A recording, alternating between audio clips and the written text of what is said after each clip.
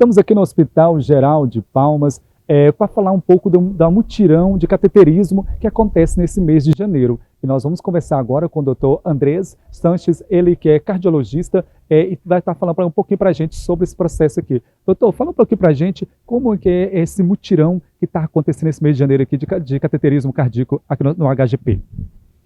O serviço de hemodinâmica, onde se faz o cateterismo cardíaco e angioplastia coronária, desobstrução das artérias do coração, ele funciona desde o ano 2011, já fez mais de 20 mil procedimentos de alta complexidade cardiovascular e, historicamente, nos últimos 10 anos, o serviço tem fila zero de cateterismo cardíaco pelo SUS. Nos últimos tempos, por um aumento da demanda de pacientes seletivos, tem pacientes aguardando para fazer cateterismo e por isso que nós estamos fazendo esse mutirão nos dias 13, 20 e 27 de janeiro para zerar novamente a fila de cateterismo cardíaco aqui no estado do Tocantins. Mais ou menos hoje tem quantas pessoas aí na fila? O senhor tem mais ou menos uma estimativa de pessoas que vão fazer esse procedimento nesse mês de janeiro, os pacientes? Em torno de 13 a 15 pacientes a gente tem agendado nesses dias de janeiro. Se algum paciente ficar para o mês de fevereiro, também faremos mais 3 mutirões para já em fevereiro estar resolvendo a fila de procedimentos. Quais são as precauções que devem ser tomadas antes e depois do procedimento do cateterismo? Os pacientes devem verificar se tem alergia ao iodo, se em alguma situação, algum exame, fizeram um exame com contraste e se verificou alergia. Então, nessa situação, a alergia ao iodo é importante esclarecer e eventualmente tratar esse paciente com antialérgicos, com outros medicamentos previamente, verificar a função do rim, porque é um exame que utiliza contraste, e pacientes com doença renal prévia podem ter risco de piora da função do rim, então é fundamental verificar essa função do rim através dos exames de sangue simples, ureia e creatinina.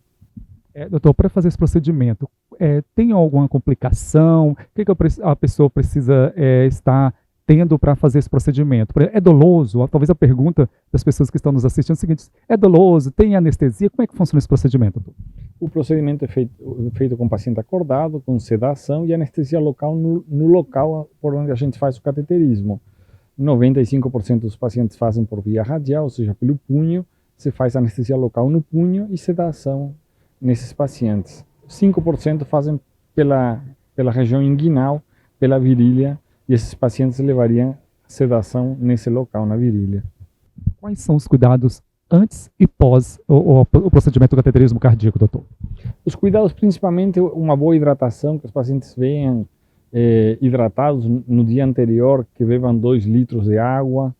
Aqui é muito quente, os pacientes vêm desidratados e injetar contraste em paciente desidratado não é uma coisa favorável, então que os pacientes tenham uma boa hidratação, que venham em jejum de 8 horas para fazer o procedimento e os cuidados pós, principalmente repouso aqui no serviço durante 3 horas e os pacientes terão alta no mesmo dia do procedimento. 3 horas após o procedimento terão alta.